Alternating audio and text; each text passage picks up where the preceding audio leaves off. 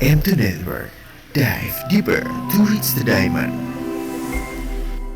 Sebelum mulai video ini, jangan lupa klik tombol subscribe dan tekan tombol lonceng. Dan jangan lupa like, komen, dan share video ini. Assalamualaikum warahmatullahi wabarakatuh. Saya Haji Mokhtar Muhammad akan membacakan teks pidato Insinyur Soekarno di depan Badan Penyelidik Usaha-usaha Persiapan Kemerdekaan BPUPK tanggal 1 Juni 1945. Paduka Tuan Ketua yang mulia, sesudah 3 hari berturut-turut anggota-anggota Dekorutsu Zunbi Joskai mengeluarkan pendapat-pendapatnya, maka sekarang saya mendapat kehormatan dari Paduka Tuan Ketua yang mulia untuk mengemukakan pendapat saya.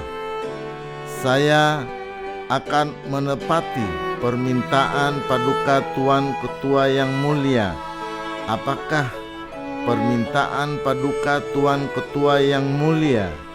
Paduka Tuan Ketua yang mulia minta kepada sidang Dokuritsu Zunbi Joskai untuk mengemukakan dasar Indonesia merdeka. Dasar inilah nanti akan saya kemukakan di dalam pidato saya ini.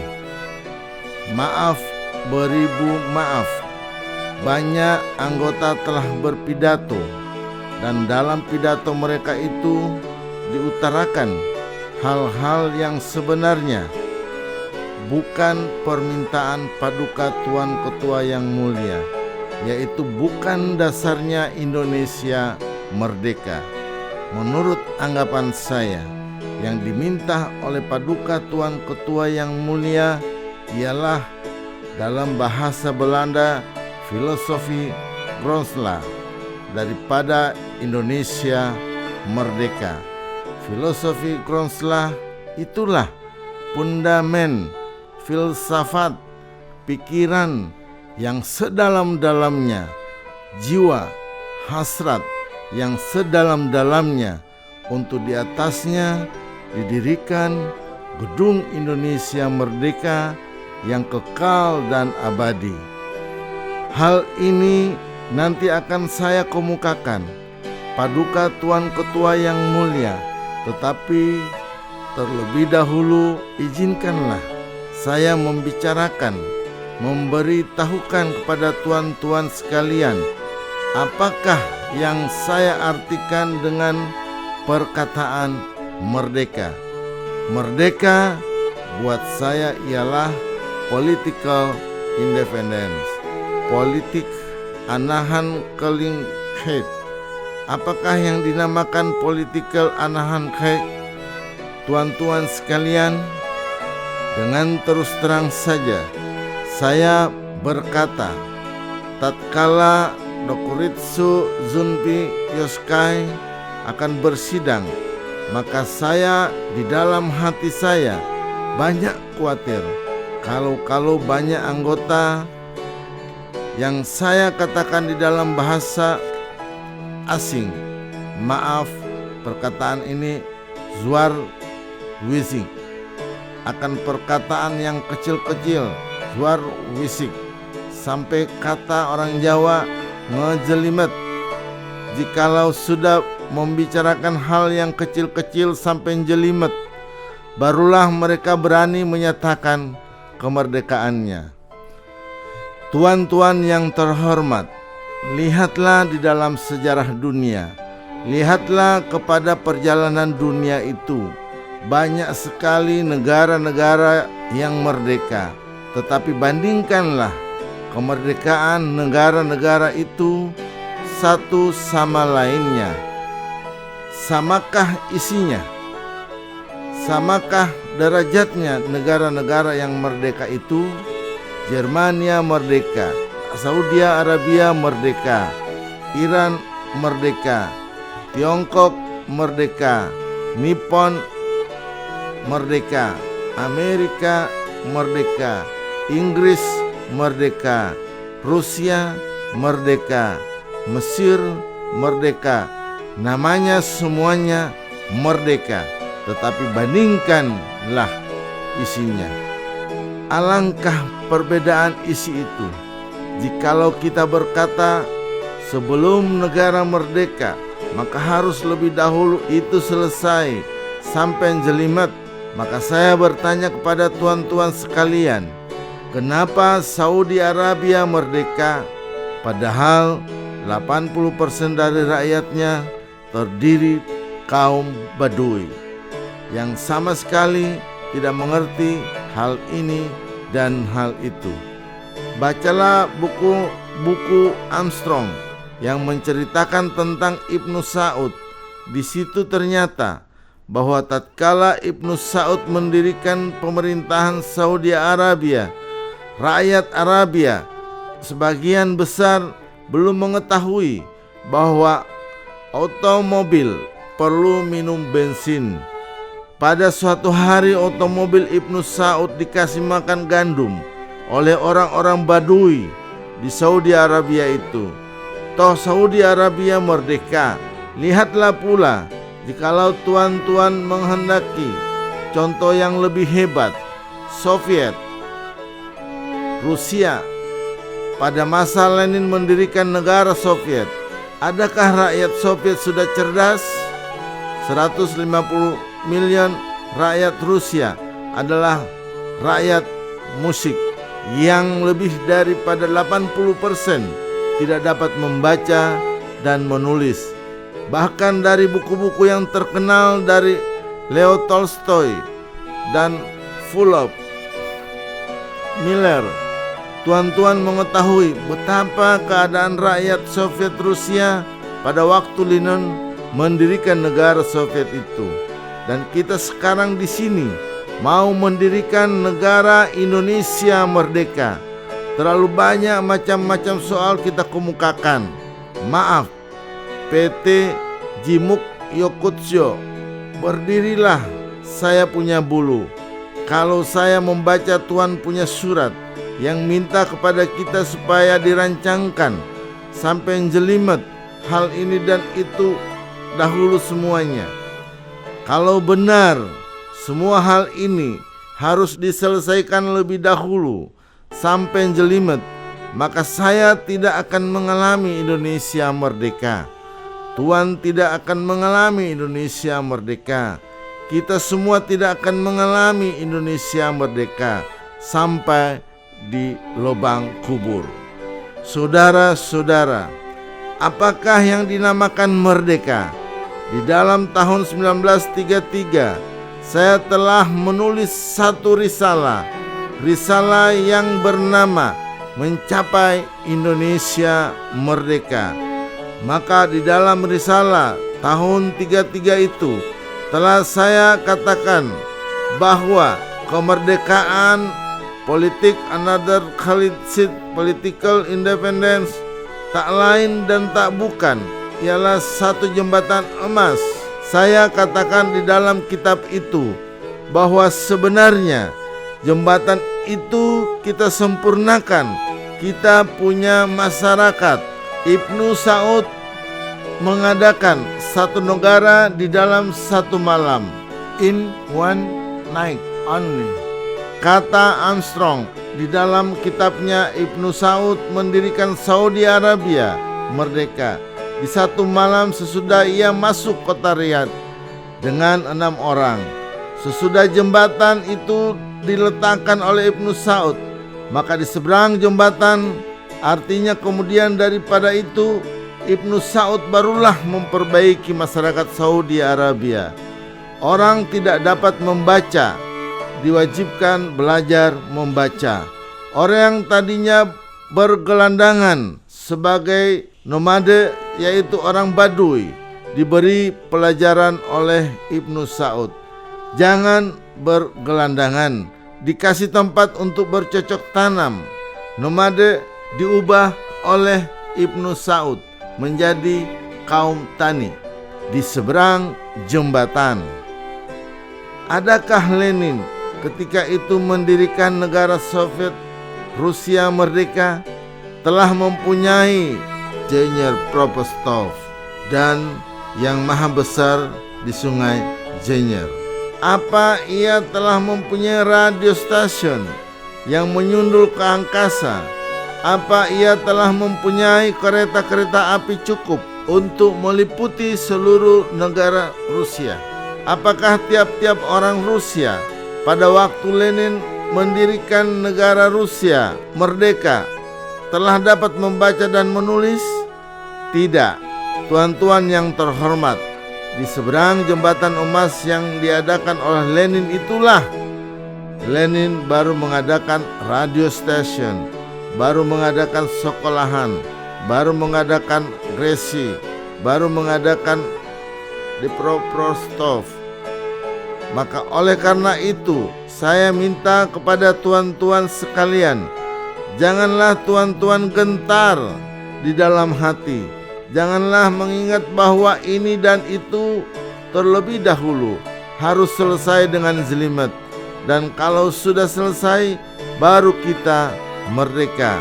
Alangkah berlainannya tuan-tuan dengan semangat jikalau tuan-tuan demikian, dan semangat pemuda-pemuda kita yang 2 miliar banyaknya. 2 miliar pemuda ini menyampaikan seruan pada saya. 2 miliar pemuda ini ingin semua berhasrat Indonesia merdeka sekarang. Saudara-saudara, kenapa kita sebagai pemimpin rakyat yang mengetahui sejarah menjadi suarwisi, menjadi gentar, padahal semboyan Indonesia merdeka bukan sekarang saja kita siarkan. Berpuluh-puluh tahun yang lalu kita telah menyiarkan semboyan Indonesia merdeka. Bahkan sejak tahun 1932 dengan nyata-nyata kita mempunyai semboyan Indonesia merdeka sekarang. Bahkan 3 kali sekarang, yaitu Indonesia merdeka sekarang. Dan sekarang kita menghadapi kesempatan untuk menyusun Indonesia merdeka. Kok lantas kita suarwising dan gentar hati? Saudara-saudara, saya peringatkan sekali lagi, Indonesia merdeka, political independence, politika onadan kelikits, tidak lain dan tidak bukan, ialah satu jembatan.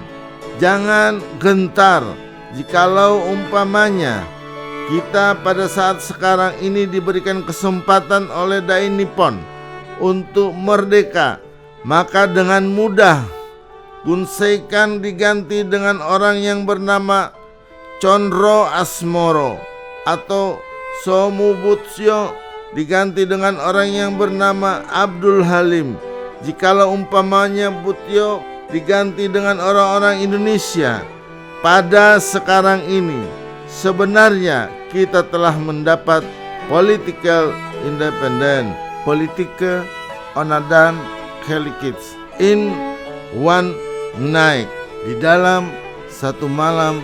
Saudara-saudara, pemuda-pemuda 2 miliar semuanya bersemboyan Indonesia merdeka sekarang. Jikalau umpamanya bala tentara Dai Nippon sekarang menyerahkan urusan negara kepada saudara-saudara, apakah saudara-saudara akan menolak serta berkata, "Mangke rumiin, tunggu dulu, minta ini dan itu selesai dulu, baru kita berani menerima urusan negara Indonesia merdeka"? Tidak, saudara-saudara, kalau umpamanya pada saat sekarang ini bala tentara Dai Nippon menyerahkan urusan negara kepada kita, maka 1 menit pun kita tidak akan menolak. Sekarang pun kita menerima urusan itu. Sekarang pun kita mulai dengan negara Indonesia merdeka. Saudara-saudara, tadi saya berkata, apa perbedaan antara Soviet Rusia, Saudi Arabia, Inggris, Amerika, dan lain-lain tentang isinya. Tetapi ada satu yang sama, yaitu rakyat Arabia sanggup mempertahankan negaranya. Musik-musik di Rusia sanggup mempertahankan negaranya. Rakyat Amerika sanggup mempertahankan negaranya. Inilah yang menjadi minimum ais. Artinya kalau ada kecakapan yang lain tentu lebih baik.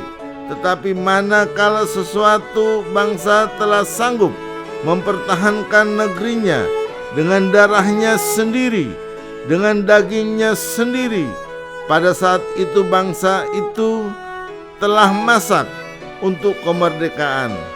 Kalau bangsa kita, Indonesia, walaupun dengan bambu runcing, saudara-saudara semua siap sedia mati mempertahankan tanah air kita, Indonesia. Pada saat ini bangsa Indonesia adalah siap sedia masak untuk merdeka. Cobalah pikirkan hal ini dengan memperbandingkan dengan manusia-manusia pun demikian.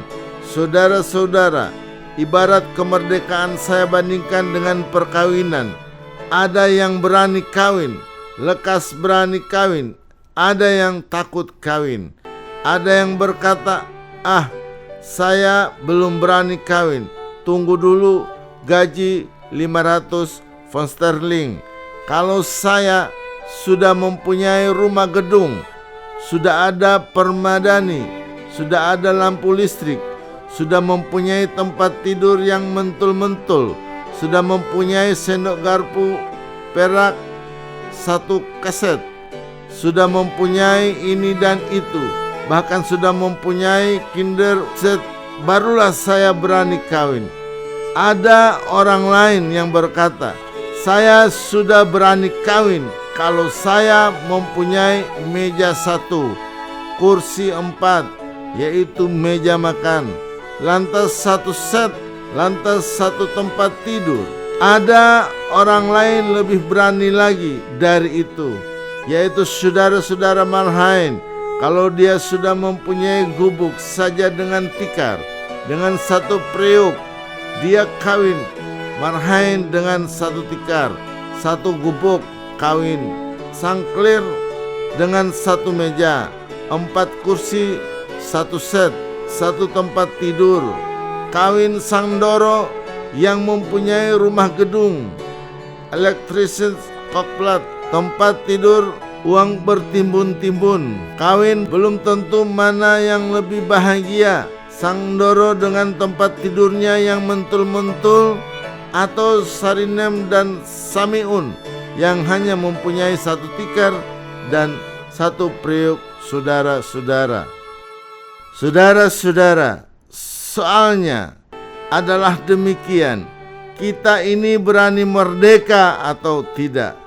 Inilah saudara-saudara sekalian, Paduka Tuan Ketua yang mulia, ukuran saya yang terlebih dahulu saya kemukakan sebelum saya bicarakan hal-hal yang mengenai dasarnya satu negara yang merdeka. Saya mendengar uraian PT Sutarjo beberapa hari yang lalu. Tatkala menjawab apakah yang dinamakan merdeka, beliau mengatakan kalau tiap-tiap orang di dalamnya hatinya telah merdeka, itulah kemerdekaan. Saudara-saudara, jika tiap-tiap orangnya yang 70 miliar ini lebih dulu harus merdeka di dalam hatinya sebelum kita dapat mencapai political independence.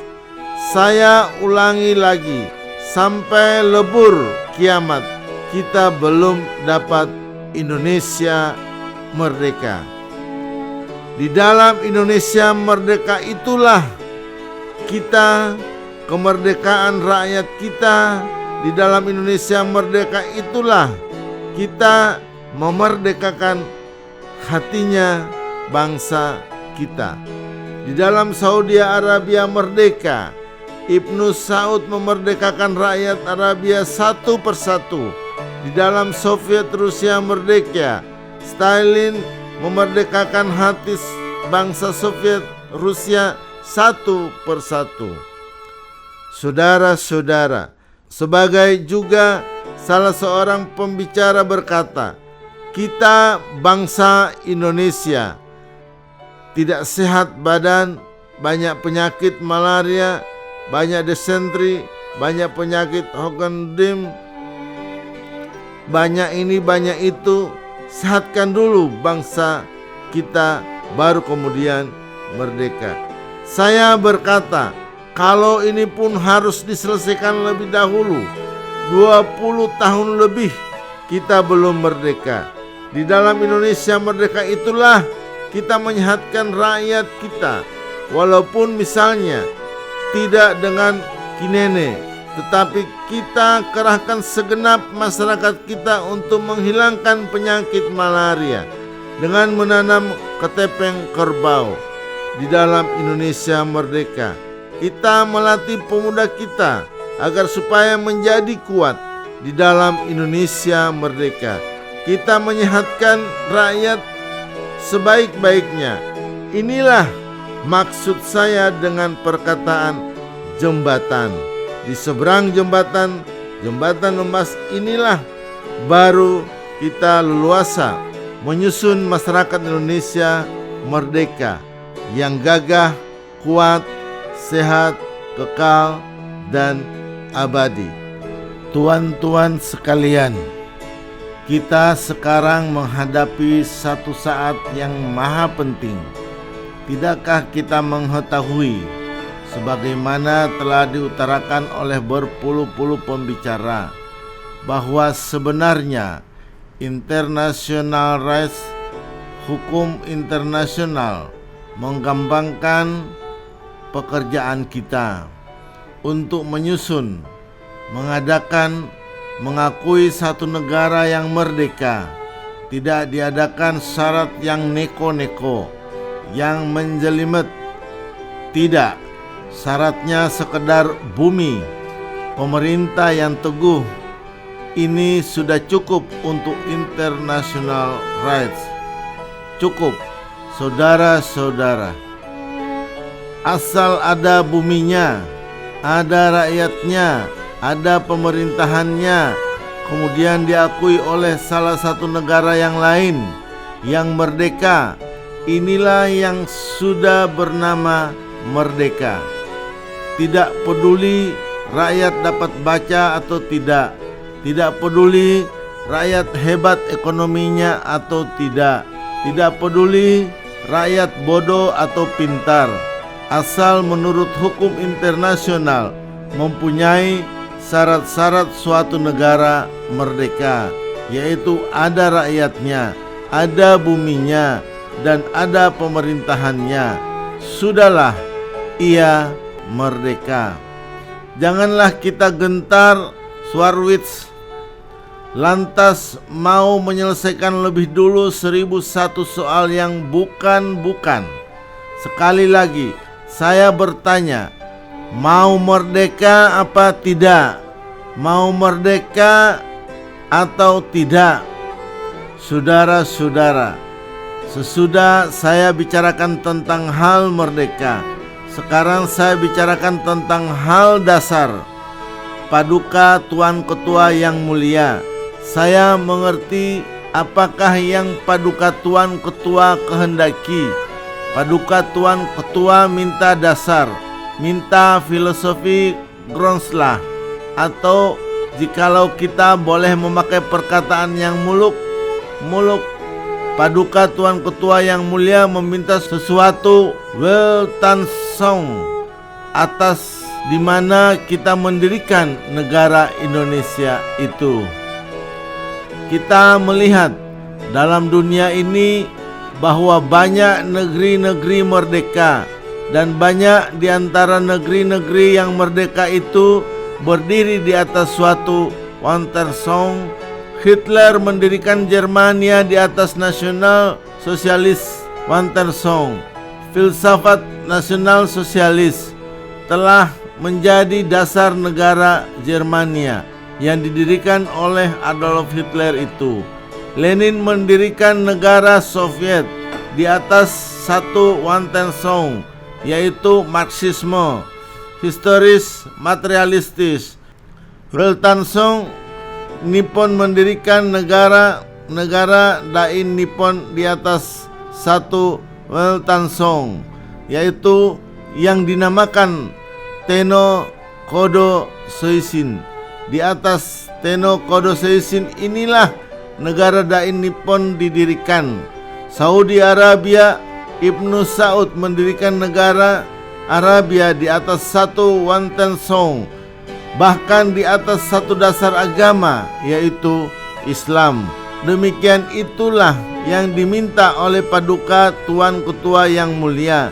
Apakah Wanderung kita jikalau kita hendak mendirikan Indonesia yang merdeka? Tuan-tuan sekalian, Wanderung ini sudah harus dibulatkan di dalam hati kita, di dalam pikiran kita sebelum Indonesia merdeka datang. Idealis-idealis di seluruh dunia bekerja mati-matian untuk mengadakan bermacam-macam Wanderung, bekerja mati-matian untuk realitkan Wanderung mereka itu. Maka oleh karena itu sebenarnya tidak benar perkataan anggota yang terhormat Abi Kusno bila beliau berkata bahwa banyak sekali negara-negara merdeka didirikan dengan isi seadanya saja. Menurut keadaan tidak, sebab misalnya walaupun menurut perkataan John Reed, Soviet Rusia didirikan di dalam 10 hari oleh Lenin CS. John Reed di dalam kitabnya 10 Days That Shocked the World, 10 hari yang menggoncangkan dunia. Walaupun Lenin mendirikan Soviet Rusia di dalam 10 hari, tetapi Wanderungnya dan di dalam 10 hari itu hanya sekedar direbut kekuasaan dan ditempatkan negara baru itu di atas Wanderung yang sudah ada. Dari 1895 Wanderung itu telah disusun. Bahkan dalam revolusi 1905 Wanderung dicobakan, digeneral repetisikan. Lenin di dalam revolusi tahun 1905 telah mengerjakan apa yang dikatakan oleh beliau sendiri, general repetisi daripada revolusi 1917. Sudah lama sebelum 1917 Wanderung itu disediakan, bahkan diikhtiar-ikhtiarkan.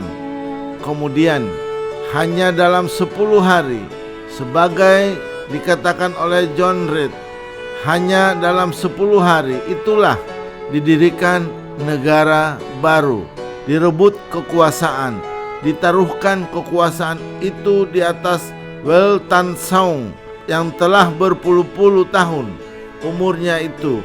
Tidakkah pula Hitler demikian? Di dalam tahun 1933 Hitler menaiki singgasana kekuasaan, mendirikan negara Jermania di atas nasional sosialistis Weltanzong. Tetapi kapankah Hitler mulai menyediakan dia punya Weltanzong itu? Bukan di dalam tahun 1933, tetapi di dalam tahun 1921 dan 1922 beliau telah bekerja, kemudian mengikhtiarkan pula agar supaya nazisme itu, Weltanzong ini dapat menjelma dengan dia punya Manchester Park. Tetapi gagal. di dalam 1933 barulah datang saatnya yang beliau dapat merebut kekuasaan dan negara diletakkan oleh beliau di atas dasar Weltanschauung yang telah dipropagandakan berpuluh-puluh tahun itu. Maka demikian pula jika kita hendak mendirikan negara Indonesia merdeka, Paduka Tuan Ketua, timbullah pertanyaan, apakah Weltanschauung kita untuk mendirikan negara Indonesia merdeka di atasnya? Apakah nasional sosialisme? Apakah historis materialisme? Apakah San Min Chui sebagai dikatakan Dr. Sun Yat-sen? Di dalam tahun 1912 Sun Yat-sen mendirikan negara Tiongkok merdeka, tetapi Weltanschauung telah dalam tahun 1885.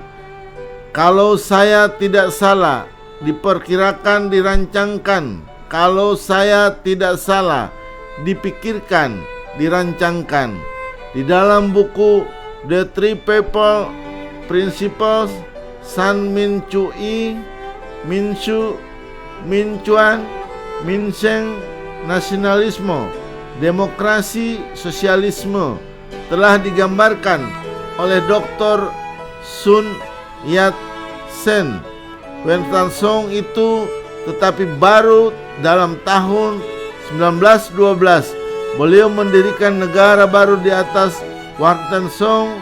San Min Chui itu yang telah disediakan terlebih dahulu berpuluh-puluh tahun. Kita hendak mendirikan negara Indonesia merdeka di atas Weltanschauung apa? Nasional sosialisme kah? Marxisme kah? San Min Chui kah? Atau Weltanschauung apakah? Saudara-saudara sekalian, kita telah bersidang 3 hari lamanya. Banyak pikiran telah dikemukakan macam-macam, tetapi alangkah benarnya perkataan Dr. Sukiman, perkataan Ki Bagus Hadikusumo. Bahkan kita harus mencari persetujuan paham. Kita bersama-sama mencari persetujuan filosofi Gronsla, mencari satu Weltanschauung yang kita semua setuju. Saya katakan lagi, setuju, yang saudara Yamin setujui, yang Ki Bagus setujui, yang Ki Hajar setujui, yang saudara Sanusi setujui, yang saudara Abi Kusno setujui, yang saudara Lim Kun Hian setujui. Pendeknya, kita semua mencari satu modus. Tuan Yamin, ini bukan kompromis, tetapi kita bersama-sama mencari satu hal yang kita bersama-sama setujui. Apakah itu? Pertama-tama, saudara-saudara, saya bertanya, apakah kita hendak mendirikan Indonesia merdeka untuk sesuatu orang, untuk suatu golongan, mendirikan negara Indonesia merdeka yang namanya saja Indonesia merdeka, tetapi sebenarnya hanya untuk mengagungkan satu orang, untuk memberi kekuasaan kepada satu golongan yang kaya, untuk memberi kekuasaan pada satu golongan bangsawan. Apakah maksud kita begitu? Sudah tentu tidak. Baik saudara-saudara yang bernama kaum kebangsaan yang di sini maupun saudara-saudara yang dinamakan kaum Islam, semuanya telah mufakat bahwa bukan yang demikian itulah kita punya tujuan. Kita hendak mendirikan suatu negara, semua buat semua, bukan buat satu orang, bukan buat satu golongan, baik golongan bangsawan maupun golongan yang kaya, tetapi semua buat semua. Inilah salah satu dasar pikiran yang nanti akan saya kupas lagi. Maka yang selalu mendengung di dalam saya punya jiwa, bukan saja di dalam beberapa hari di dalam sidang The Kritsu Junbi Joskai ini, akan tetapi sejak tahun 1918 25 tahun lebih ialah dasar pertama yang baik dijadikan dasar buat negara Indonesia, ialah dasar kebangsaan. Prinsip pertama, kita mendirikan satu negara kebangsaan Indonesia. Saya minta saudara Ki Bagus Hadikusumo dan saudara-saudara Islam lainnya, maafkanlah saya memakai perkataan kebangsaan. Ini saya punya orang Islam. Tetapi saya minta kepada saudara-saudara, janganlah saudara-saudara salah paham jikalau saya katakan bahwa dasar pertama buat Indonesia ialah dasar kebangsaan. Itu bukan berarti satu kebangsaan dalam arti yang sempit, tetapi saya menghendaki satu national state seperti yang saya katakan dalam rapat di Taman Raden Saleh beberapa hari yang lalu. Satu national state Indonesia bukan berarti state yang sempit. Sebagai saudara Ki Bagus Kusumo katakan kemarin, maka Tuan adalah orang bangsa Indonesia, Bapak Tuan pun orang Indonesia, nenek Tuan pun bangsa Indonesia, datuk-datuk Tuan, nenek moyang Tuan pun bangsa Indonesia, di atas satu kebangsaan Indonesia dalam arti yang dimaksud oleh saudara Ki Bagus Kusumo. Itulah kita didasarkan negara Indonesia. Satu national state. Hal ini perlu diterangkan lebih dahulu. Meski saya di dalam rapat besar di Taman Raden Saleh sedikit-sedikit telah menerangkannya, marilah saya uraikan lebih jelas dengan mengambil tempo sedikit. Apakah yang dinamakan bangsa? Apakah syaratnya bangsa? Menurut Renan, syarat bangsa ialah kehendak akan bersatu. Perlu orang-orangnya merasa diri bersatu dan mau bersatu. Ernest Renan menyebut le désir d'être ensemble, yaitu kehendak akan bersatu. Menurut definisi Ernest Renan, maka yang menjadi bangsa yaitu satu gerombolan manusia yang mau bersatu, yang merasa dirinya bersatu. Kalau kita lihat definisi orang lain, yaitu definisi Otto Banner di dalam bukunya Die National Tatenvraag. Di situ ditanyakan what is a nation, dan jawabannya ialah eine Nation is eine Awas six Sau Game Saf. Inilah menurut Otto Banner satu nation. Bangsa adalah satu persatuan perangai yang timbul karena persatuan nasib. Tetapi kemarin pun tatkala kalau tidak salah Prof. Supomo mensetir Ernest Renan, maka anggota yang terhormat Mr. Yamin berkata, Perouder sudah tua. Memang tuan-tuan sekalian, definisi Ernest Renan sudah Perouder, sudah tua. Definisi Otto Bauer pun sudah tua. Sebab tatkala Otto Bauer mengadakan definisinya itu, tatkala itu belum timbul satu wantensap baru, satu ilmu baru yang dinamakan geopolitik. Kemarin kalau tidak salah, saudara Ki Bagus Hadikusumo atau Munandar mengatakan tentang persatuan antara orang dan tempat. Persatuan antara orang dan tempat, tuan-tuan sekalian, persatuan antara manusia dan tempatnya. Orang dan tempat tidak dapat dipisahkan. Rakyat dari bumi yang ada di bawah kakinya. Ernest Renan dan Otto Bauer hanya sekedar melihat orangnya. Mereka hanya memikirkan Gemeinschaftnya dan perasaan orangnya. Li Ame et Desir. Mereka hanya mengingat karakter. tidak mengingat tempat, tidak mengingat bumi. Bumi yang didiami manusia itu, apakah tempat itu? Tempat itu yaitu tanah air. Tanah air itu adalah satu kesatuan. Allah Subhanahu wa Ta'ala membuat peta dunia, menyusun peta dunia. Kalau kita melihat peta dunia, kita dapat menunjukkan di mana kesatuan-kesatuan di situ. Seorang anak kecil pun, jikalau ia melihat peta dunia, ia dapat menunjukkan bahwa Kepulauan Indonesia merupakan satu kesatuan.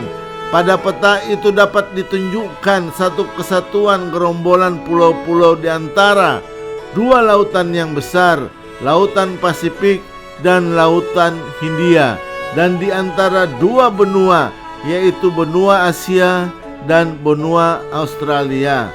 Seorang anak kecil dapat mengatakan bahwa pulau-pulau Jawa, Sumatera, Borneo, Celebes, Halmahera, Kepulauan Sunda Kecil, Maluku, dan lain-lain pula kecil diantaranya adalah satu kesatuan. Demikian pula tiap-tiap anak kecil dapat melihat pada peta bumi bahwa pulau-pulau Nippon yang membentang pada pinggir timur benua Asia sebagai Gulf Breaker atau pengadang gelombang Lautan Pasifik adalah satu kesatuan. Anak kecil pun dapat melihat bahwa tanah India adalah satu kesatuan di Asia Selatan, dibatasi oleh Lautan Hindia yang luas dan Gunung Himalaya. Seorang anak kecil pun dapat mengatakan bahwa Kepulauan Inggris adalah satu kesatuan Greenland, atau Yunani dapat ditunjukkan sebagai kesatuan pula. Itu ditaruhkan oleh Allah Subhanahu wa Ta'ala. Demikian rupa, bukan Sparta saja, bukan Athena saja, bukan Macedonia saja, tetapi Sparta plus Athena plus Macedonia plus daerah Yunani yang lain-lain, segenap kepulauan Yunani adalah satu kesatuan. Maka manakah yang dinamakan tanah tumpah darah kita, tanah air kita menurut geopolitik? Maka Indonesia tanah air kita, Indonesia yang bulat, bukan Jawa saja, bukan Sumatera saja, atau Borneo saja, atau Celebes saja, atau Ambon saja, atau Maluku saja, tetapi segenap kepulauan yang ditunjuk oleh Allah Subhanahu wa Ta'ala menjadi suatu kesatuan antara dua benua dan dua samudra. Itulah tanah air kita. Maka jikalau saya ingat perhubungan antara orang dan tempat, antara rakyat dan buminya, maka tidak cukuplah definisi yang dikatakan oleh Ernest Renan dan Otto Bauer. Yang tidak cukup, Le Désir d'Être Ensembles. Tidak cukup definisi oleh Bauer, Aus, Sich, Sal, Gemen, Saf. Itu, maaf saudara-saudara, saya mengambil contoh Minangkabau. Di antara bangsa di Indonesia yang paling ada, Désir d'Être Ensemble adalah rakyat Minangkabau yang banyaknya kira-kira 2,5 miliar. Rakyat ini merasa dirinya satu keluarga, tetapi Minangkabau bukan satu kesatuan, melainkan hanya satu bagian kecil daripada satu kesatuan. Penduduk Jogja pun adalah merasa Le Désir d'Être Ensemble, tetapi Jogja pun hanya satu bagian kecil daripada satu kesatuan. Di Jawa Barat rakyat Pasundan sangat merasakan Le Désir d'Être Ensemble, tetapi Sunda pun hanya satu bahagian kecil daripada satu kesatuan. Pendek kata, bangsa Indonesia, nation Indonesian, bukanlah sekedar satu golongan orang yang hidup dengan Le Désir d'Être Ensemble di atas daerah kecil seperti Minangkabau atau Madura atau Jogja, atau Sunda, atau Bugis, tetapi bangsa Indonesia ialah seluruh manusia-manusia yang menurut geopolitik yang telah ditentukan oleh Allah Subhanahu wa taala tinggal di kesatuan semua pulau-pulau Indonesia dari ujung utara Sumatera sampai ke Irian seluruhnya.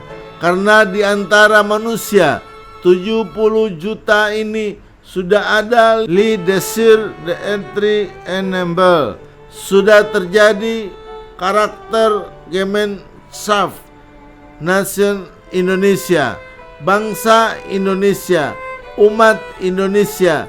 Jumlah orangnya adalah 70 juta, tetapi 70 juta yang telah menjadi satu, sekali lagi satu.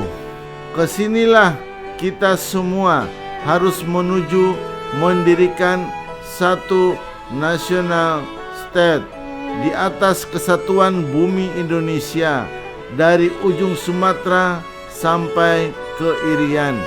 Saya yakin tidak ada satu golongan di antara tuan-tuan yang tidak mufakat, baik Islam maupun golongan yang dinamakan golongan kebangsaan. Kesinilah kita harus menuju semuanya, saudara-saudara. Jangan orang mengira bahwa tiap-tiap negara merdeka adalah satu national state, bukan Prussian, bukan Bayern, bukan Saksen adalah national state, tetapi seluruh Jermania lah satu national state, bukan bagian kecil-kecil, bukan Venesia, bukan Lombardia, tetapi seluruh Italia, yaitu seluruh semenanjung di Laut Tengah yang di utara dibatasi pegunungan Alpen adalah national state, bukan Benggala, bukan Punjab, bukan Bihar, bukan Orissa, tetapi seluruh segitiga India lah nanti harus menjadi national state. Demikian pula bukan semua negeri-negeri di tanah air kita yang merdeka di zaman dahulu adalah national state. Kita hanya 2 kali mengalami national state, yaitu di zaman Sriwijaya dan zaman Majapahit. Di luar dari itu kita tidak mengalami national state. Saya berkata dengan penuh hormat kepada kita punya raja-raja dahulu. Saya berkata dengan beribu-ribu hormat kepada Sultan Agung Hanyokrokusukmo bahwa Mataram meskipun merdeka bukan national state. Dengan perasaan hormat kepada Prabu Siliwangi di Pajajaran, saya berkata bahwa kerajaan bukan national state. Dengan perasaan hormat kepada Prabu Sultan Agung Tirtayasa berkata bahwa kerajaan di Banten meskipun merdeka bukan satu national state. Dengan perasaan hormat kepada Sultan Hasanuddin di Sulawesi yang telah membentuk kerajaan Bugis, saya berkata bahwa tanah Bugis yang merdeka itu bukan national state. National state hanya Indonesia seluruhnya yang telah berdiri di zaman Sriwijaya dan Majapahit, dan yang kini pula kita harus dirikan bersama-sama. Karena itu, jikalau tuan-tuan terima baik, marilah kita mengambil sebagai dasar negara yang pertama kebangsaan Indonesia. Kebangsaan Indonesia yang bulat, bukan kebangsaan Jawa, bukan kebangsaan Sumatera, bukan kebangsaan Borneo, Sulawesi, Bali, atau lain-lain, tetapi kebangsaan Indonesia yang bersama-sama menjadi dasar satu national state. Maaf Tuan Lim Kun Hian, Tuan tidak mau akan kebangsaan. Di dalam pidato Tuan Waktu ditanya sekali lagi oleh Paduka Tuan Fukukairyo, Tuan menjawab, "Saya tidak mau akan kebangsaan." Tuan Lim Kun Hian, "Bukan begitu, ada sambungannya lagi. Tuan Soekarno, kalau begitu maaf, dan saya mengucapkan terima kasih kepada Tuan Lim Kun Hian pun menyetujui dasar kebangsaan." Saya tahu banyak juga orang-orang Tiongkok klasik yang tidak mau akan dasar kebangsaan karena mereka memeluk paham kosmopolitisme yang mengatakan tidak ada kebangsaan, tidak ada bangsa. Bangsa Tiongkok dahulu banyak yang kena penyakit kosmopolitisme, sehingga mereka berkata bahwa tidak ada bangsa Tionghoa, tidak ada bangsa Nippon, tidak ada bangsa India, tidak ada bangsa Arab, tetapi semuanya dalam mindset pre-kemanusiaan. Tetapi Dr. Sun Yat-sen bangkit, memberi pengajaran kepada rakyat Tionghoa bahwa ada kebangsaan Tionghoa. Saya mengaku pada waktu saya berumur 16 tahun, duduk di bangku sekolah HBS di Surabaya, saya dipengaruhi oleh seorang sosialis yang bernama Abars yang memberi pelajaran kepada saya. Katanya, jangan berpaham kebangsaan, tetapi berpahamlah rasa kemanusiaan sedunia.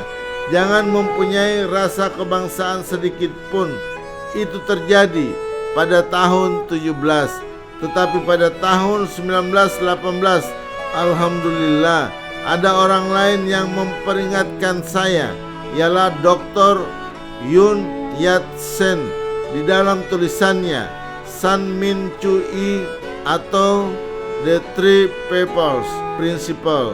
Saya mendapat pelajaran yang membongkar kosmopolitisme yang diajarkan oleh Abars itu dalam hati saya.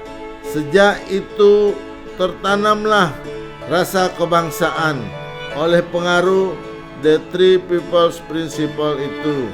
Maka oleh karena itu, jikalau seluruh bangsa Tionghoa menganggap Dr.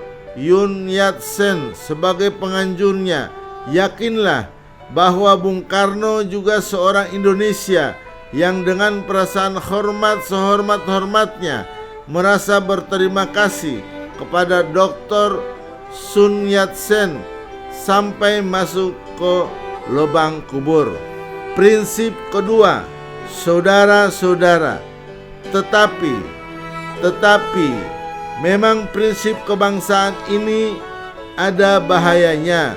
Bahayanya ialah mungkin orang meruncingkan nasionalisme menjadi kaupinisme sehingga berpaham Indonesia over all. Inilah bahayanya. Kita cinta tanah air yang satu, merasa kebangsaan yang satu, mempunyai bahasa yang satu, tetapi tanah air kita Indonesia hanya satu bahagian kecil saja daripada dunia. Ingatlah akan hal itu.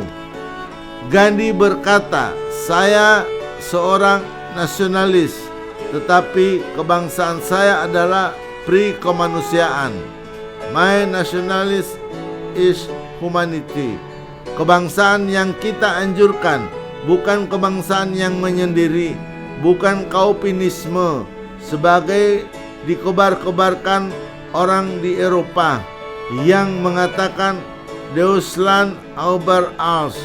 Tidak ada yang setinggi Jermania, yang katanya bangsanya Minulio, berambut jagung dan bermata biru, bangsa Arya yang dianggapnya tertinggi di atas dunia, sedang bangsa lain-lain tidak ada harganya.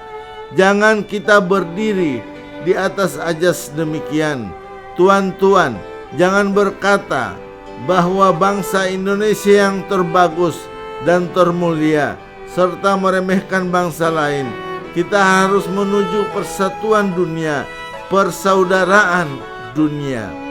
Kita bukan saja harus mendirikan negara Indonesia merdeka, tetapi kita harus menuju pula kepada kekeluargaan bangsa-bangsa. Justru itulah prinsip saya yang kedua, ialah filosofi prinsip. Yang nomor dua yang saya usulkan kepada tuan-tuan, yang boleh saya namakan internasionalisme.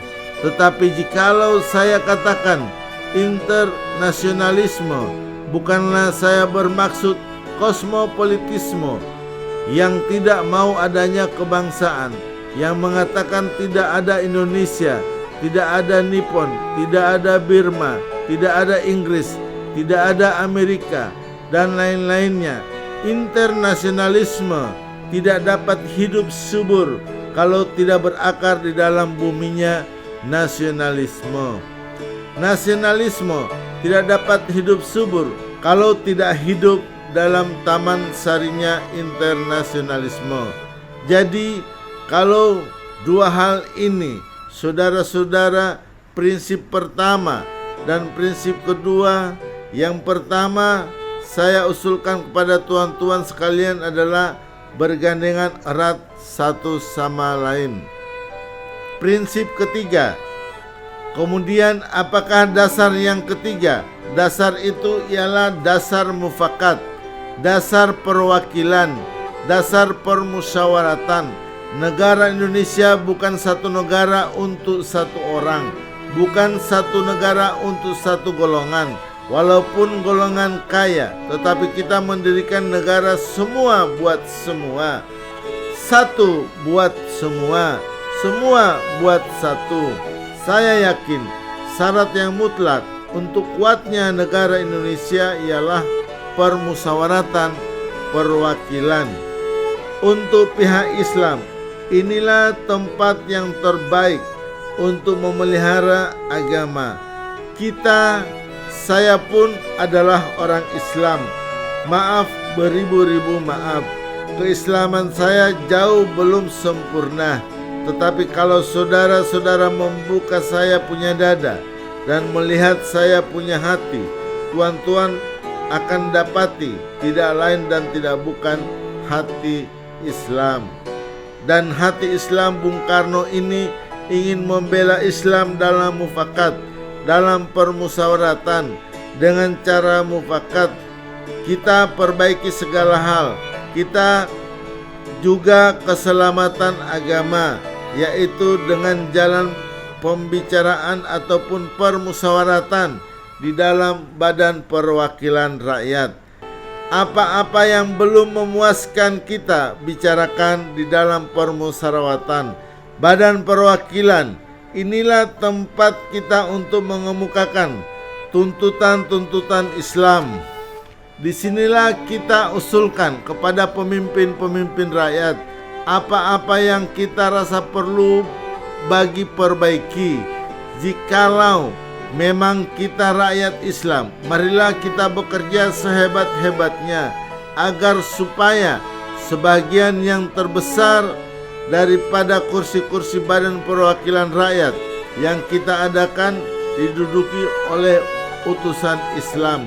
Jikalau memang rakyat Indonesia rakyat yang bagian besar rakyat Islam, dan jikalau memang Islam di sini agama yang hidup berkobar di dalam kalangan rakyat, marilah kita pemimpin-pemimpin pergerakan segenap rakyat itu agar supaya mengerahkan sebanyak mungkin utusan-utusan Islam ke dalam badan perwakilan itu.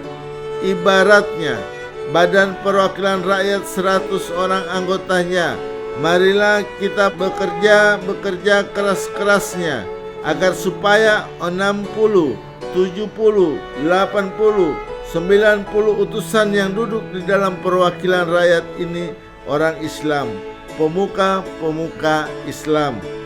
Dengan sendirinya hukum-hukum keluar dari badan perwakilan rakyat itu hukum Islam pula.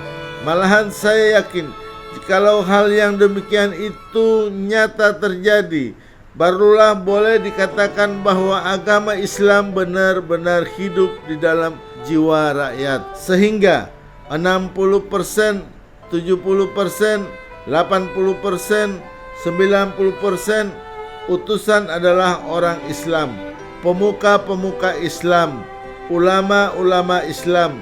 Maka saya berkata, baru jikalau demikian, hiduplah Islam Indonesia, dan bukan Islam yang hanya di atas bibir saja. Kita berkata 90% daripada kita beragama Islam, tetapi lihatlah di dalam sidang ini berapa persen yang memberikan suaranya kepada Islam. Maaf beribu maaf, saya tanya hal itu. Bagi saya, hal itu adalah suatu bukti bahwa Islam belum hidup sehidup-hidupnya di dalam kalangan rakyat. Oleh karena itu, saya minta kepada saudara-saudara sekalian, baik yang bukan Islam maupun terutama yang Islam, setujuilah prinsip nomor 3 ini, yaitu prinsip permusawaratan perwakilan. Dalam perwakilan nanti ada perjuangan sehebat-hebatnya. Tidak ada satu state yang hidup betul-betul hidup jikalau di dalam badan perwakilannya tidak seakan-akan bergolak mendidih kawah candra di muka, kalau tidak ada perjuangan paham di dalamnya, baik di dalam stat Islam maupun di dalam stat Kristen. Perjuangan selamanya ada. Terimalah prinsip nomor 3, prinsip mufakat, prinsip perwakilan rakyat. Di dalam perwakilan rakyat, saudara-saudara Islam dan saudara-saudara Kristen, bekerjalah sehebat-hebatnya.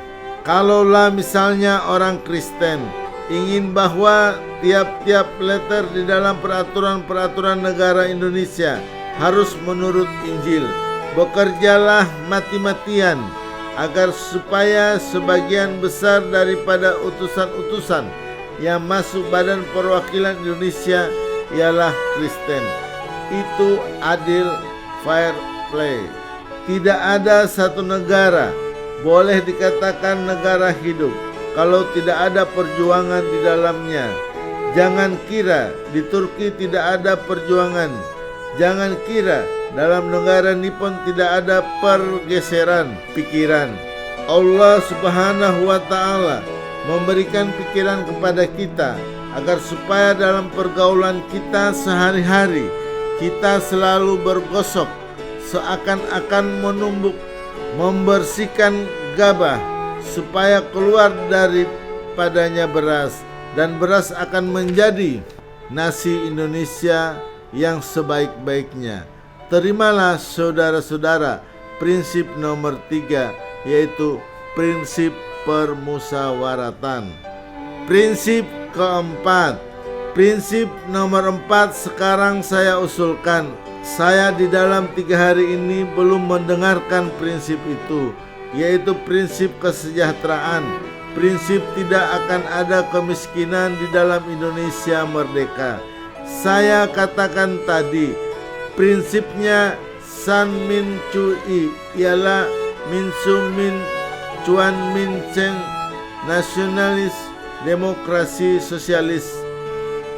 Maka prinsip kita harus, apakah kita mau Indonesia merdeka yang kaum kapitalisnya merajalela, ataukah yang semua rakyat sejahtera, yang semua orang cukup makan, cukup pakaian, hidup dalam kesejahteraan, merasa dipangkuh oleh Ibu Pertiwi yang cukup memberi sandang pangan kepadanya. Mana yang kita pilih, saudara-saudara? Jangan saudara kira bahwa kalau badan perwakilan rakyat sudah ada, kita dengan sendirinya sudah mencapai kesejahteraan ini. Kita sudah lihat di negara-negara Eropa adalah badan perwakilan adalah parlemen demokrasi, tetapi tidaklah di Eropa, justru kaum kapitalis merajalela. Di Amerika ada suatu badan perwakilan rakyat, dan tidaklah di Amerika kaum kapitalis merajalela. Tidakkah di seluruh benua barat kaum kapitalis merajalela? Padahal ada badan perwakilan rakyat. Tak lain tak bukan sebabnya ialah oleh karena badan-badan perwakilan rakyat yang diadakan di sana itu sekedar menurut resepnya Franz Roosevelt, tak lain dan tak bukan adalah yang dinamakan demokrasi di sana, yang hanyalah political demokrasi saja. Semata-mata tidak ada social reservoir-dihet, tak ada keadilan sosial, tidak ada ekonomi demokrasi sama sekali. Saudara-saudara, saya ingat akan kalimat seorang pemimpin Prancis, Jean Jaurès, yang menggambarkan political demokrasi di dalam parliamentary demokrasi. Kata Jean Jaurès, di dalam parliamentary demokrasi, tiap-tiap orang mempunyai hak sama, hak politikal yang sama. Tiap orang boleh memilih, tiap-tiap orang boleh masuk ke dalam parlemen. Tetapi adakah social reservoir-dihet? Adakah kenyataan kesejahteraan di kalangan rakyat? Maka oleh karena itu Jean Jaurès berkata lagi, wakil kaum buruh yang mempunyai hak politikal itu di dalam parlemen dapat menjatuhkan minister. Ia seperti raja, tetapi di dalam dia punya tempat bekerja, di dalam dia punya pabrik. Sekarang ia menjatuhkan minister, besok dia dapat dilempar keluar ke jalan raya, dibikin work close, tidak dapat makan suatu apa. Adakah keadaan yang demikian ini yang kita kehendaki? Saudara-saudara, saya usulkan kalau kita mencari demokrasi, hendaknya bukan demokrasi barat, tetapi permusyawaratan yang memberi hidup, yakni political ekonomi demokrasi yang mampu mendatangkan kesejahteraan sosial. Rakyat Indonesia sudah lama bicara tentang hal ini. Apakah yang dimaksud dengan Ratu Adil? Yang dimaksud dengan paham Ratu Adil ialah social reservoir-dihet. Rakyat ingin sejahtera. Rakyat yang tadinya merasa dirinya kurang makan, kurang pakaian, menciptakan dunia baru yang di dalamnya ada keadilan di bawah pimpinan Ratu Adil. Maka oleh karena itu, jikalau kita memang betul-betul mengerti, mengingat, mencintai rakyat Indonesia, marilah kita terima prinsip hal sosial reservoir-dihet ini, yaitu bukan saja persamaan politik, saudara-saudara, tetapi pun di atas lapangan ekonomi kita harus mengadakan persamaan, artinya kesejahteraan bersama yang sebaik-baiknya. Saudara-saudara, badan permusyawaratan yang kita akan buat hendaknya bukan badan permusyawaratan politikal demokrasi saja, tetapi badan yang bersama dengan masyarakat dapat mewujudkan dua prinsip political reservoir-dihet atau social reservoir-dihet. Kita akan bicarakan hal-hal ini bersama-sama. Satu, saudara-saudara, di dalam badan permusyawaratan, saya ulangi lagi, segala hal akan kita selesaikan. Segala hal juga di dalam urusan kepala negara. Saya terus terang, saya tidak akan memilih monarki. Apa sebab?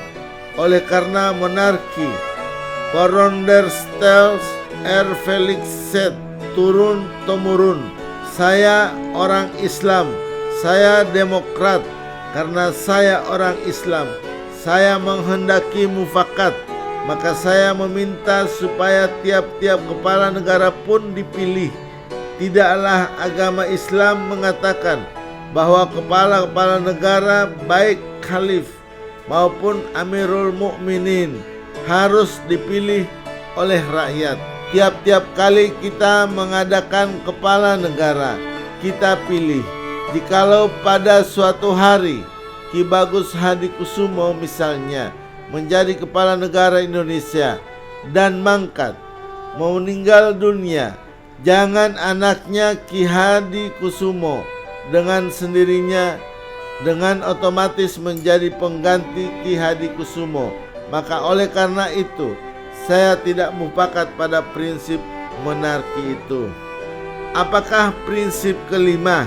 Saya telah mengemukakan 4 prinsip kebangsaan Indonesia, internasionalisme atau pri-kemanusiaan, mufakat atau demokrasi, kesejahteraan sosial. Prinsip yang kelima, hendaknya menyusun Indonesia merdeka dengan bertakwa kepada Tuhan Yang Maha Esa. Prinsip ketuhanan, bukan saja bangsa Indonesia bertuhan, tetapi masing-masing orang Indonesia hendak bertuhan. Tuhannya sendiri yang Kristen menyembah Tuhan menurut petunjuk Isa Al-Masih. Yang Islam bertuhan menurut petunjuk Nabi Muhammad SAW. Orang Buddha menjalankan ibadatnya menurut kitab-kitab yang ada padanya. Tetapi marilah kita semuanya bertuhan. Hendaknya negara Indonesia ialah negara yang tiap-tiap orangnya dapat menyembah Tuhannya dengan cara yang seluas-luasnya. Segenap rakyat hendaknya Tuhan secara kebudayaan, yakni dengan tiada egoisme agama, dan hendaknya negara Indonesia satu negara yang bertuhan. Marilah kita amalkan, jalankan agama baik Islam maupun Kristen dengan cara yang berkeadaban. Apakah cara yang berkeadaban itu? Ialah hormat menghormati satu sama lain. Nabi Muhammad SAW telah memberi bukti yang cukup tentang Frederick Zamhid tentang menghormati agama-agama lain. Nabi Isa pun telah menunjukkan Frederick Zamhid. Marilah kita di dalam Indonesia merdeka yang kita susun ini sesuai dengan itu, menyatakan bahwa prinsip kelima daripada negara kita ialah ketuhanan yang berkebudayaan, ketuhanan yang berbudi pekerti yang luhur, ketuhanan yang hormat menghormati satu sama lain. Hatiku akan berpesta raya jikalau saudara-saudara menyetujui bahwa negara Indonesia merdeka berajaskan ketuhanan yang Maha Esa. Disinilah dalam pangkuan ajas yang kelima inilah saudara-saudara, segenap agama yang ada di Indonesia sekarang ini akan mendapat tempat yang sebaik-baiknya, dan negara kita akan bertuhan pula. Ingatlah prinsip ketiga, permufakatan, perwakilan. Disitulah tempatnya kita mempropagandakan ide kita masing-masing dengan cara berkebudayaan. Dasar-dasar negara telah saya usulkan 5 bilangan. Inikah Pancadharma, bukan? Nama Pancadharma tidak tepat di sini. Dharma berarti kewajiban, sedang kita membicarakan dasar. Saya senang kepada simbolik. Simbolik angka pula. Rukun Islam 5 jumlahnya. Jari kita 5 setangan. Kita mempunyai panca indera. Ada lagi yang 5 bilangannya. Pendawa pun 5 orangnya. Sekarang banyaknya prinsip kebangsaan, internasionalisme, mufakat, kesejahteraan, dan ketuhanan. 5 pula bilangannya. Namanya bukan Pancadharma, tetapi saya namakan ini dengan petunjuk seorang teman kita, ahli bahasa. Namanya ialah Pancasila. Sila artinya azas atau dasar, dan di atas kelima dasar itulah kita mendirikan negara Indonesia, kekal dan abadi. Bilangan 5 itu. Saya boleh peras sehingga tinggal 3 saja. Saudara-saudara tanya kepada saya, apakah perasan yang ketiga itu? Berpuluh-puluh tahun sudah saya pikirkan dia, ialah dasar-dasarnya Indonesia merdeka. Weltanschauung kita. 2 dasar yang pertama, kebangsaan dan internasionalisme, kebangsaan dan pri-kemanusiaan. Saya peras menjadi satu. Itulah yang dahulu saya namakan sosio-nasionalisme. Dan demokrasi yang bukan demokrasi barat, tetapi political economic demokrasi, yaitu political demokrasi dengan sosio-respardighet, demokrasi dengan kesejahteraan. Saya peraskan pula menjadi satu. Inilah yang dulu saya namakan sosiodemokrasi. Tinggal lagi ketuhanan yang menghormati satu sama lain. Jadi yang asalnya 5 itu telah menjadi 3, sosio-nasionalisme, sosiodemokrasi. Tetapi barangkali tidak semua tuan-tuan senang kepada trisila ini dan minta satu dasar saja. Baiklah, saya jadikan satu. Saya kumpulkan lagi menjadi satu. Apakah yang satu itu? Sebagai tadi telah saya katakan, kita mendirikan negara Indonesia yang kita semua harus mendukungnya.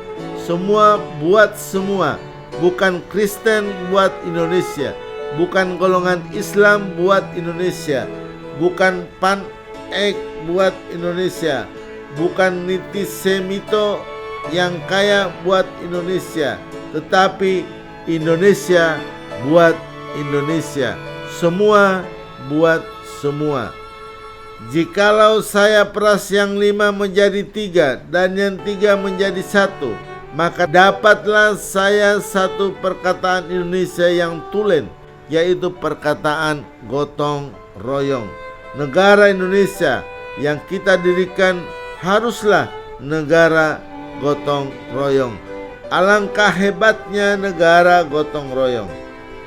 Gotong royong adalah paham yang dinamis, lebih dinamis dari kekeluargaan, saudara-saudara. Kekeluargaan adalah satu paham yang statis, tetapi gotong royong menggambarkan satu usaha, satu amal, satu pekerjaan yang dinamakan anggota yang terhormat Soekarjo satu karyo, satu gawe. Marilah kita menyelesaikan karya, gawe, pekerjaan amal ini bersama-sama. Gotong royong adalah pembantingan tulang bersama, pemerasan keringat bersama, perjuangan bantu binantu bersama, amal semua buat kepentingan semua, keringat semua buat kebahagiaan semua, holopis kuntul baris buat kepentingan bersama. Itulah gotong royong. Prinsip gotong royong di antara yang kaya dan yang tidak kaya, antara yang Islam dan yang Kristen, antara yang bukan Indonesia tulen dengan peranakan yang menjadi bangsa Indonesia. Pancasila menjadi trisila, trisila menjadi ekasila, tetapi terserah kepada tuan-tuan mana yang tuan-tuan pilih, trisila, ekasila, ataukah Pancasila. Isinya telah saya katakan kepada saudara-saudara semuanya. Prinsip-prinsip seperti yang saya usulkan kepada saudara-saudara ini adalah prinsip untuk Indonesia merdeka yang abadi. Puluhan tahun dadaku telah menggelora dengan prinsip-prinsip itu. Tetapi jangan lupa, kita hidup di dalam masa peperangan, saudara-saudara. Di dalam masa peperangan itulah kita mendirikan negara Indonesia. Di dalam gunturnya peperangan, bahkan saya mengucap syukur alhamdulillah kepada Allah Subhanahu wa taala bahwa kita mendirikan negara Indonesia bukan di dalam sinarnya bulan purnama, tetapi di bawah palu godam peperangan dan di dalam api peperangan. Timbullah Indonesia merdeka, Indonesia yang gemblengan, Indonesia merdeka yang digembleng dalam api peperangan. Dan Indonesia merdeka yang demikian itu adalah negara Indonesia yang kuat, bukan negara Indonesia yang lambat laun menjadi bubur. Berhubung dengan itu, sebagai yang diusulkan oleh beberapa pembicara-pembicara tadi, barangkali perlu diadakan Notmaatregel, peraturan bersifat sementara, tetapi dasarnya isinya Indonesia merdeka yang kekal abadi. Menurut pendapat saya, haruslah Pancasila, sebagai dikatakan tadi saudara-saudara, itulah harus watensong kita. Entah saudara-saudara mufakat atau tidak, tetapi saya berjuang sejak tahun 1918 sampai 1945 sekarang ini untuk watensong itu, untuk membentuk nasionalistis Indonesia, untuk kebangsaan Indonesia, untuk kebangsaan Indonesia yang hidup di dalam pri kemanusiaan, untuk permufakatan, untuk sosio repardihet, untuk ketuhanan. Pancasila itulah yang berkobar-kobar di dalam dada saya sejak berpuluh-puluh tahun. Tetapi saudara-saudara, diterima atau tidak terserah saudara-saudara, tetapi saya sendiri mengerti seinsaf-insafnya bahwa tidak ada satu watensong dapat menjelma dengan sendirinya, menjadi realiti dengan sendirinya. Tidak ada satu watensong dapat menjadi kenyataan, menjadi realiti, jika tidak dengan perjuangan. Jangan pun watensong yang diadakan oleh manusia, jangan pun diadakan Hitler, oleh Stalin, oleh Lenin, oleh Sun Yat-sen. Demens manusia harus perjuangkan itu. Jonder perjuangan itu tidaklah ia akan menjadi realita. Leninisme tidak bisa menjadi realiti jonder perjuangan seluruh rakyat Rusia. San Min Cui tidak dapat menjadi kenyataan jonder perjuangan bangsa Tionghoa. Saudara-saudara, tidak. Bahkan saya berkata lebih lagi dari itu. Jonder perjuangan manusia, tidak ada satu hal agama, tidak ada satu cita-cita agama yang dapat menjadi realita. Jangan pun buatan manusia, sedangkan perintah Tuhan yang tertulis di dalam kitab Quran, words of which tertulis di atas kertas, tidak dapat menjelma menjadi realita.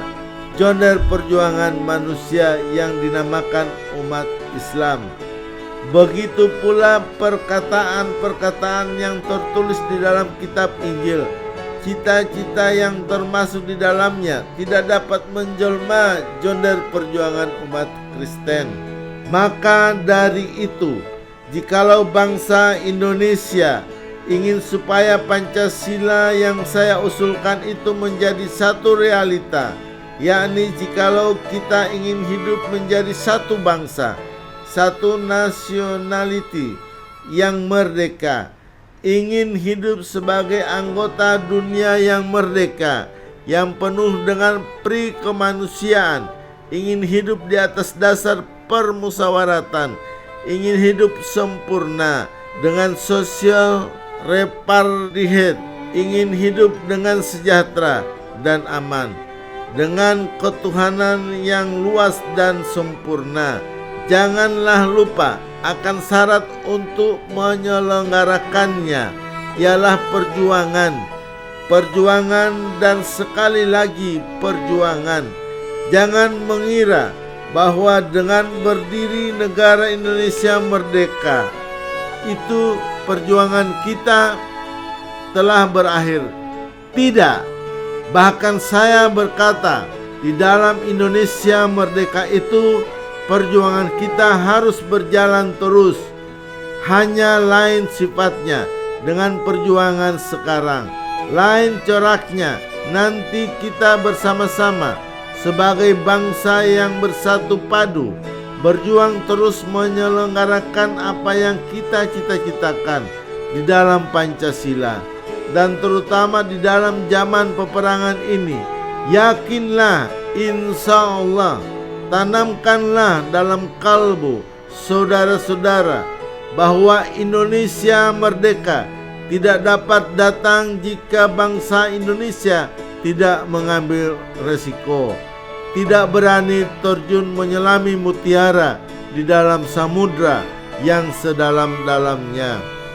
Jikalau bangsa Indonesia tidak bersatu dan tidak nekat mati-matian untuk mencapai merdeka, tidaklah kemerdekaan Indonesia itu akan menjadi milik bangsa Indonesia buat selama-lamanya sampai ke akhir zaman. Kemerdekaan hanyalah diperdapat dan dimiliki oleh bangsa yang berjiwa berkobar-kobar dengan tekad merdeka, merdeka atau mati. Terima kasih. Wassalamualaikum warahmatullahi wabarakatuh. Terima kasih telah menonton video ini. Kalau kamu merasa video ini bermanfaat, silakan share video ini sebanyak-banyaknya.